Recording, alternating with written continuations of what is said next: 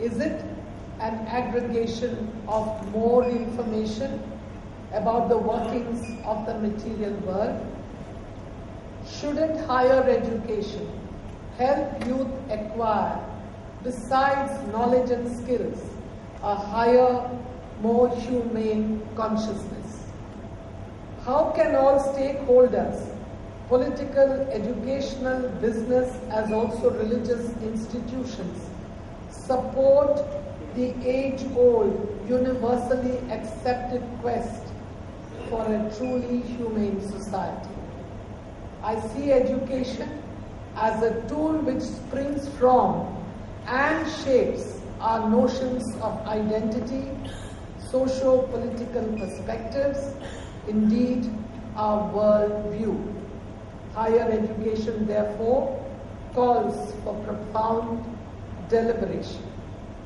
It is high time we redefine, fine-tune, and enrich our definition of higher education. For ostensibly educated leadership across polity, education, economy, business, banking, and religious denominations has often enough failed to display requisite commitment to address inequities with compassion. I have often said that we need to look beyond economics. We need to equip our young to harness technology for economic growth and at the same time engage in pursuit of truth, knowledge, and justice with compassion. We are not living in a static world. Technological advances impact the material world, which in turn impacts thought processes at the level of both society and the individual. Some of the notions about self, society, and religion carried over from the past are grossly inconsistent with values of equality, tolerance, democracy, and pluralism. Such notions are being increasingly challenged and, as is being increasingly argued, need to be modified to enable humanity to evolve to higher planes of humanism. Our quest to create a truly human society calls for openness and a bold exploration in the realm of ideas. I cannot emphasize the importance of thought enough. For thought is the seed that gives rise to action, which transforms social structures and relationships. Higher education must necessarily be the nursery of noble thoughts. It must also combat ideas that foster hate and differences. Mobilization of public opinion to consciously work for creation of a humane society is a humongous challenge for the world. It is even more of a challenge for South Asian nations, struggling as they are against illiteracy and outdated beliefs, traditions, and customs. I am glad to see signs of initial movements, however feeble, which give me reason to be optimistic. It is a journey that must be undertaken. How do we go about it? First, despite history of strife, we must attempt to build bridges. Some of the most vicious violence perpetrated in our region, and indeed the world, has roots in notions of othering others on grounds of religion, race, caste, and revenge for past wrongs, invariably perceived as having been committed by others. The notion of the other should and can be demolished by building bridges among religions, denominations within religions, as also within and between member countries of our region. civil society organizations and scholars across South Asia have been voicing concern over religious fundamentalism and contempt of history being taught in our countries.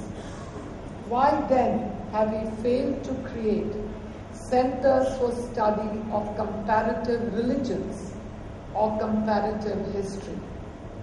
Surely, students at the university level can be introduced to diverse religious and cultural traditions of this region in a manner that draws and builds upon the best of traditions of our belief systems. Universities could make a beginning in this direction by sponsoring interfaith dialogues. I was on the panel of speakers at Harvard a few years ago on the subject of religion in South Asian politics. It was a great experience, for despite all our differences, we who came from different countries of the region found we had so much in common, so much to learn from each other, so much to share, and so much to celebrate.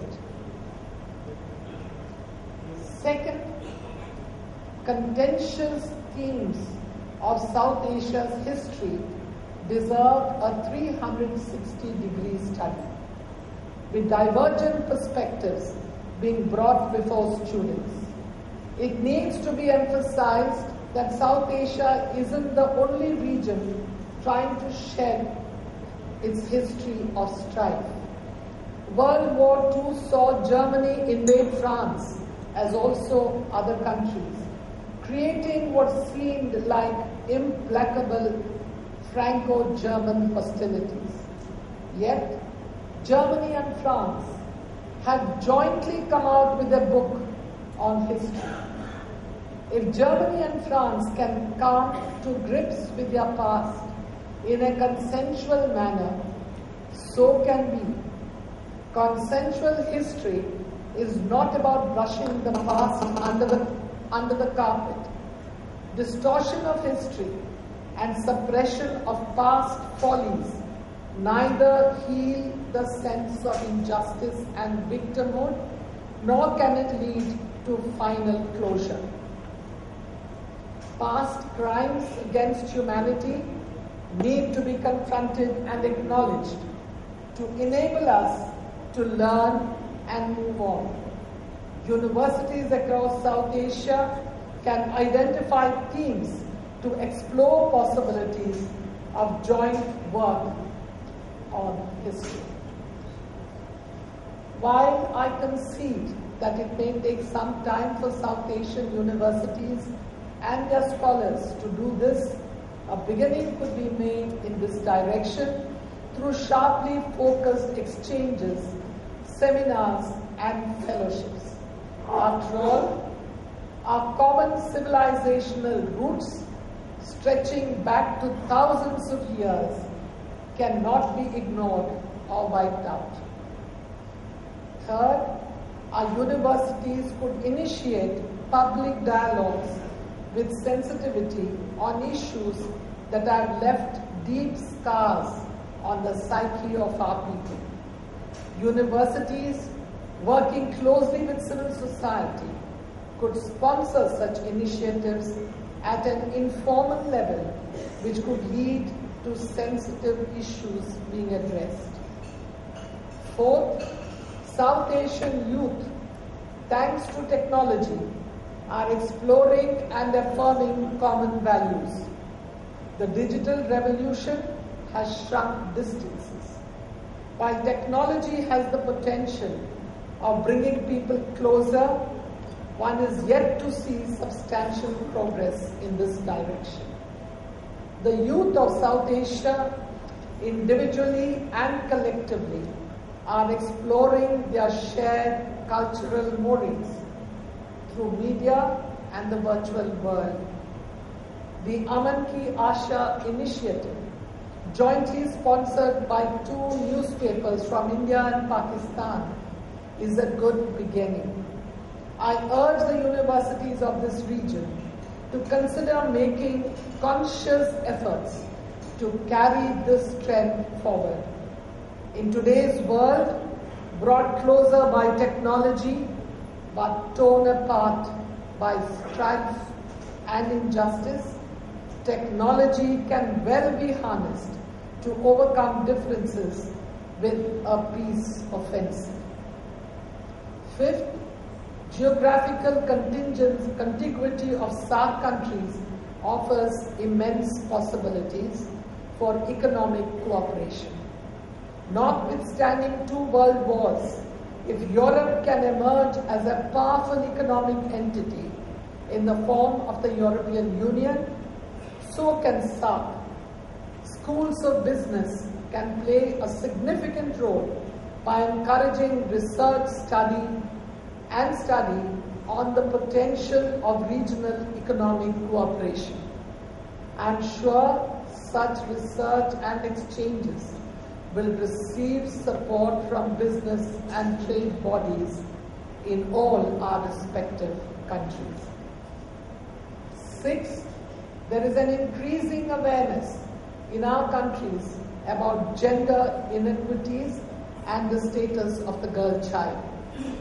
Our region has produced far more women leaders than any other part of the world. We have had several outstanding women as heads of government. I don't want to take your time listing them. I'm sure you all remember them, even if some of you may like to forget them. We have had 2 heads of state in India and Sri Lanka. We also have today in India 5 women heading national political parties.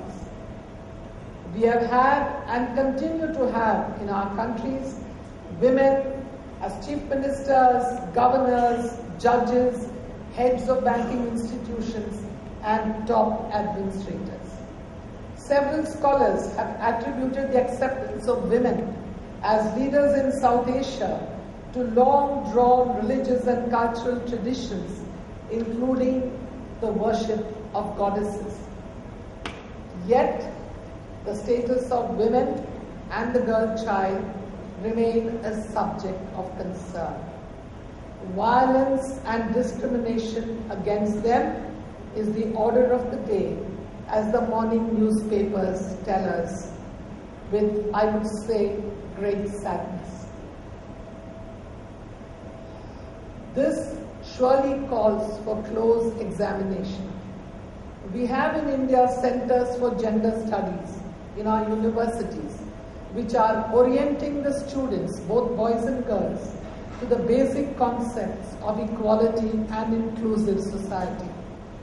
I am sure such an orientation in higher education in all our countries would make a huge contribution to enable us to better appreciate how much we lose by treating half our population as inferior or second-class citizens. As chairperson of the SAARC Technical Committee for Women in the mid-80s, I was instrumental in organizing with UNICEF the first consultation on the status of the girl child in South Asia. The document we prepared, spearheaded by the late Rajiv Gandhi, who was so keen on strengthening SAARC, led to the heads of government adopting 1990 to 2000 as the decade of the girl child in South Asia. It is heart-wrenching to note that despite global declarations and some progress, Malala, a teenager wanting to study, has emerged as a global girl child icon simply because she is the anguished voice of hundreds of thousands of Malalas the world over. It is high time schools, colleges and universities across our region threw open their doors to welcoming girls with love, respect and dignity. And let me say, statistics have shown Whenever the girls have been given an opportunity, they have performed better than the boys. 7. Likewise, I would like to draw your attention to other disadvantaged sections in our countries, particularly the Dalits and the tribals. Discrimination against them manifests in India today, despite progress and reservations, persists in other SAARC countries as well. Higher education should encourage research and studies that seek to end such discrimination. 8. Distance education and internet offer new possibilities. Classrooms are being simulated through internet. Teachers sitting miles away respond to students' queries in real time. Distance education universities in SAARC countries should accept students to begin with for short-term courses and diplomas from the entire region, thus disseminating pluralist perspectives. Deploying digital technology, our universities can, through websites, web radio, web television, and live streaming of seminars and discussions, foster interaction among teachers, students, and through them reach out to other sections of our societies. Ladies and gentlemen, such is the pace of technological change that the term global village of fairly recent coinage has become a cliche. People are striking friendships across regions, countries, religions, castes, and race. We are, as ancient wisdom of South Asia espoused, Vasudhaiva Kutumbakam, which means the global family. Beautiful expressions of cooperation abound in our region. It was Mahatma Gandhi who, if I may say, influenced the thought processes in our region, not just during the freedom struggle, but even afterwards, spoke about non-violence in all forms in human relationship. And just to quote a sentence, an eye for an eye would make the entire world blind, was what he said. Besides, his prayer, his daily prayer, Ishwaran Allah Tera Naam, Sabko Sanmati De Bhagavan. This was the cry of the Mahatma, and we have these noble traditions very much as part of our common history and our common past. We need to draw upon such glorious thoughts and traditions. It calls for a bold journey in the realm of ideas. The great poet Rabindranath Tagore, common to all of us, thus far the lone Nobel awardee for literature from this part of the world, painted a beautiful picture of a world worth striving for. And I quote, "Where the mind is without fear and the head is held high, where knowledge is free, where the world has not been broken up into fragments by narrow domestic walls, where words come out from the depth of truth, where tireless striving stretches its arms towards perfection, where the clear stream of reason has not lost its way into the dreary